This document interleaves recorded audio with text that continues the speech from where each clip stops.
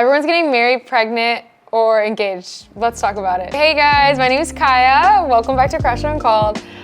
Today, we're just talking about what's going on Instagram. Every time I get online, guys, it doesn't take too long for me to scroll before I see somebody on their knees, somebody getting a beautiful ring on their finger, somebody's announcing their baby. And so if that is not where you're at, because I know that's not where I'm at, it can feel a little bit isolating. And I feel like there's a lot of conversation around this, like, you know, you should be living your best life, you should be hustling, career, this, that, and the third. And then there's like the more Christian angle of like, you need to be building a family, having children, getting married, all of this. And there's like this nudge, and there's not much room or talk of like the people who are in the middle. It can feel isolating, and it feels like a lot of this conversation doesn't have a room for that place. So I just kind of want to talk about that when it comes to waiting on God's timing and what that looks like. First, I just want to talk a little bit about what kind of like inspired me, honestly, to make this video was this discourse that I was seeing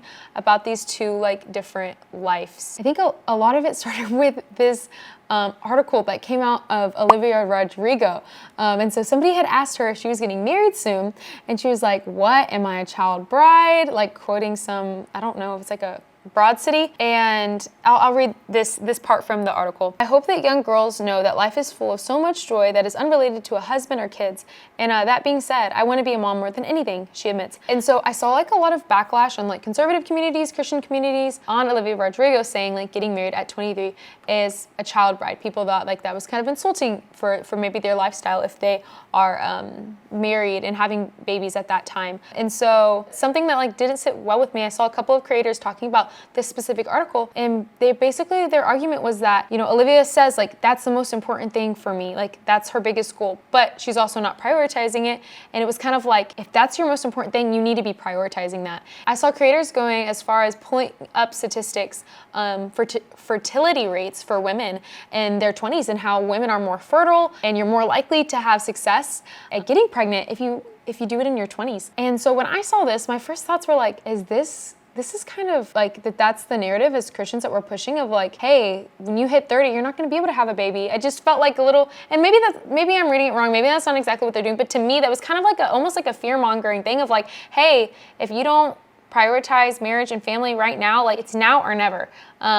And sowing those seeds of like doubt and like God's not trustworthy to work on the timing. Again, maybe that's not the intention, but to me, I thought it was a little, I don't know, I wasn't a fan of that. Somebody from The Conservative wrote this article talking about Olivia's take, and they said basically, Olivia Rodrigo's child bride joke paints marriage as the end of individuality and freedom. To be sure, marriage requires giving up the type of freedom pop culture says you should pursue in your 20s, spending your time and money how you want, engaging in hookup culture, or even moving in with a boyfriend or girlfriend without the real commitment of wedding vows. It kind of paints a bad picture who don't want to be married right now, of almost saying it like, it's because you want X, Y, and Z, these worldly things. And again, what I'm trying to do is shed light to those people, because I see you. I know that's not your heart is to be gallivanting. I know for sure I'm not gallivanting. Yeah, so again, not trying to come for these sources, but I guess I just want to kind of address maybe some of the lies that aren't being directly said, but I feel them, I see them.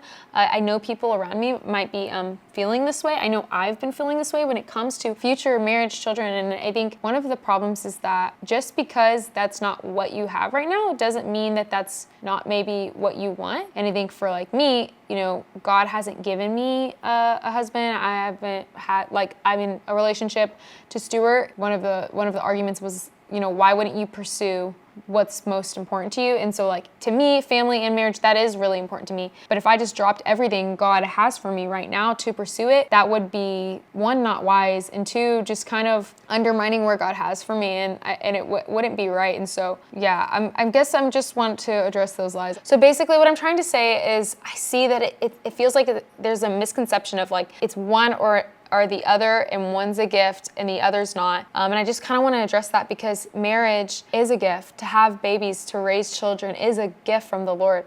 But that doesn't mean that singleness and having that season of really, you know, pouring into it, whether it's your ministry, your education, your career, it's also a gift from the Lord. Okay, so I'm going to go into some of like the misconceptions that may not be really like being plainly said, but I feel them, or maybe like, these are what the enemy tries to like sow into our minds. This is mostly to single people, but a lot of this will be if you're married, if you're in a relationship, if you're having babies, you'll resonate with a lot of this too, because it's not just for singleness. It's just kind of like with, trusting the Lord. So the first thing I want to start off that I feel, I've seen people say this, that it's if you don't get pregnant now, you won't be able to get pregnant in the future. So it's like question of like, if marriage and family is your most important thing, your most important goal, why wouldn't you prioritize that with everything? And I think, again, for me, I don't feel like if I did that, let's say I'm done with the podcast, I'm done with my master's, I'm done with my job, I'm going to have children, I'm going to find a husband. Right now is my most fertile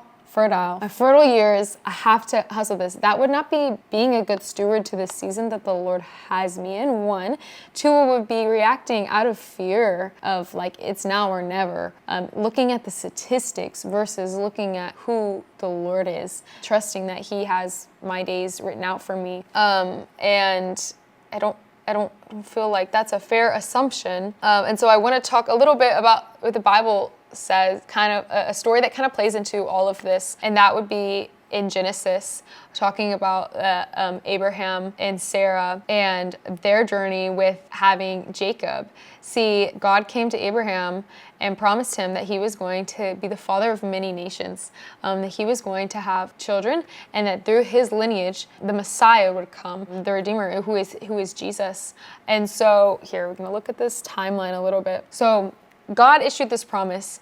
Years pass. Sarah grows impatient, right? The promised son is not coming. And so she tells her husband, go have a baby with Hagar. So Hagar was their servant. So she tells her husband, go make a baby with your servant so she can get pregnant, so she can have a son. And so that's exactly what he did. And spoiler, it didn't work.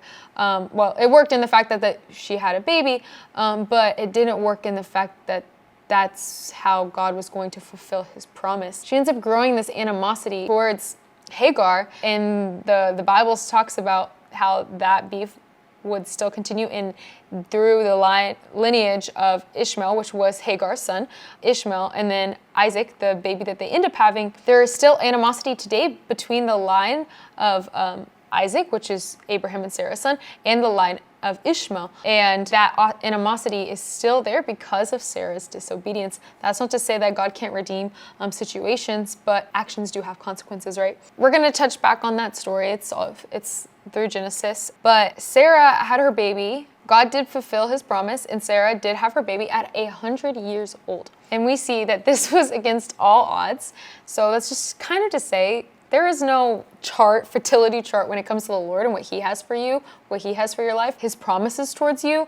And so do not let fear being the underlining factor of, I'm going to raise my family on this. Essentially, Sarah ends up crashing out with Hagar, and it just becomes a mess. Consequences, again, still being paid. And this is what happens when we don't trust God and what He has for our lives and what He promises, and we go our own route. It becomes a mess, and it becomes unmanageable.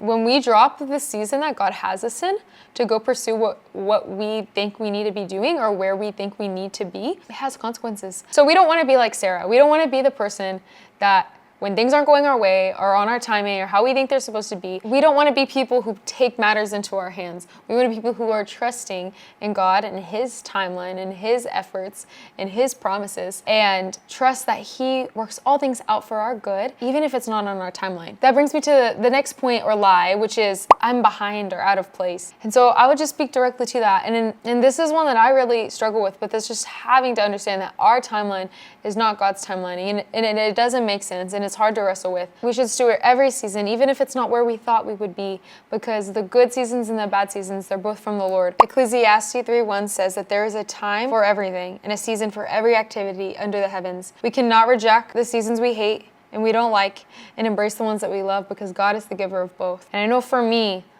looking back, I wanted to be married young, right? Like, I thought that the perfect age to get married was like turning 22. Like, I thought, like, be 21 and then you get married. Like, that's when the adulthood really starts. That's when you should have a family. A lot of the things that we see online, especially in the Christian community, people get married very young. People start families young. And so I think when you go online, you see people getting married, getting engaged, having babies, it can almost feel like, why not me? Like, where do I fit into this?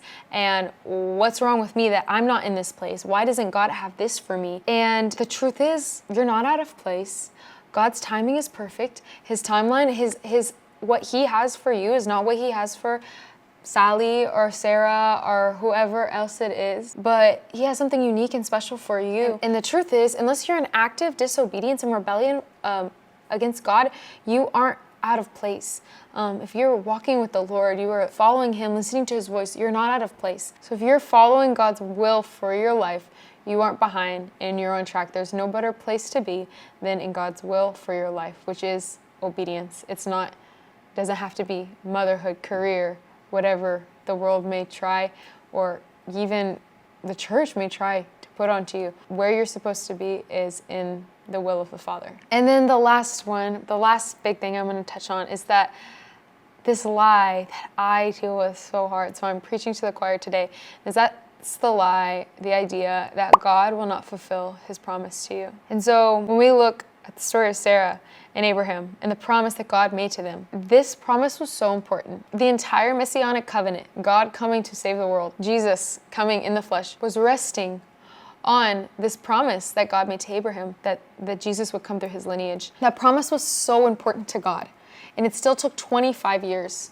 for it to come into fruition. 2 Peter 3:9 says, "The Lord is not slow to fulfill his promise, as some count slowness, but is patient toward you." God is not in a rush. He is not stressing to fulfill his will. So why are we stressing to be on this perfect timeline and to be in this perfect place and to have everything figured out? And this goes to everybody, not just singles, but to high schoolers, to married people, to mothers and fathers. We need to trust that God is faithful to fulfill what he has promised. The promises that he makes towards us, they're more important to him than they are to us, because that is who he is. He's a promise keeper. I think it's really easy.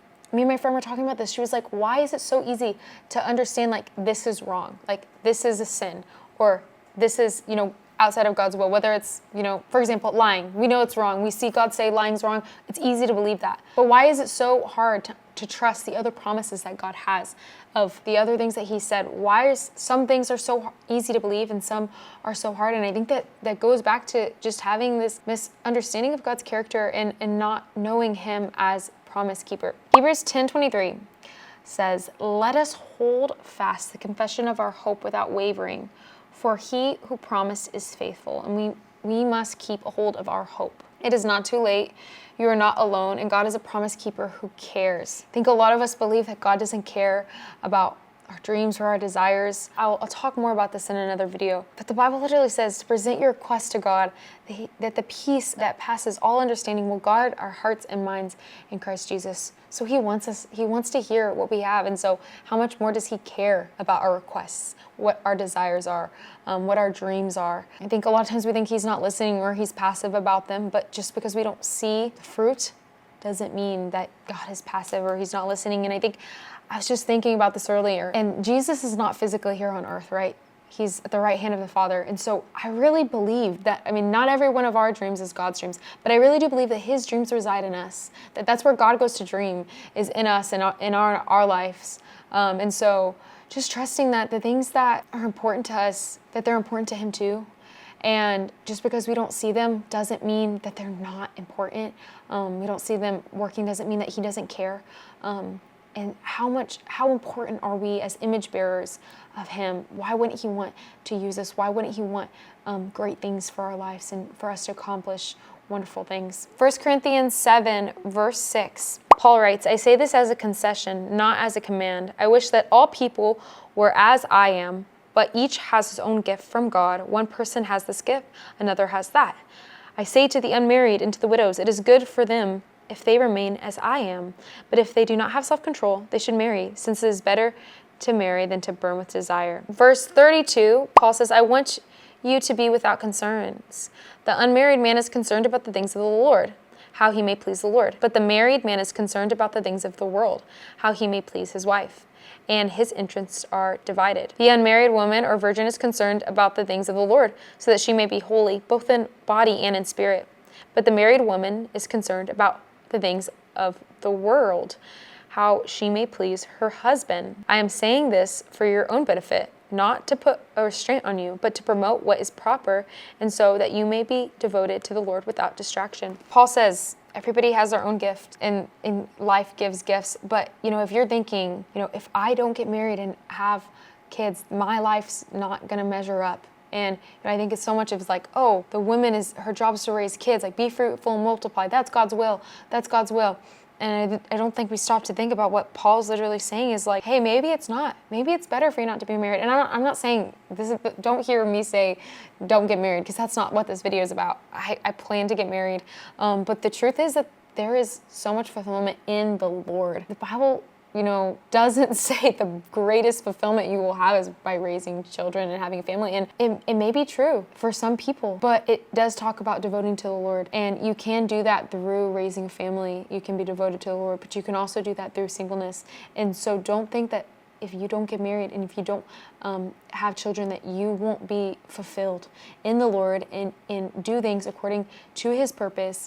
And you can live a life that's 100% laid out for God without marriage, without family. And I think a lot of the stigma recently has been like, you can't. Like, being married, being a mom is like the highest fulfillment of what it looks like to be a woman of God. And although, we look at the Proverbs 31 woman, she's working for her family, and she's virtuous, but that doesn't mean that is all that there is to womanhood and femininity. And the truth is that a woman after the Lord's heart is about being in submission to Him and yielding towards Him and towards His will, and being faithful with what you have right now. And so, that's all I have for today. And I hope you liked this video and come back next time. Like, follow, subscribe, please, please.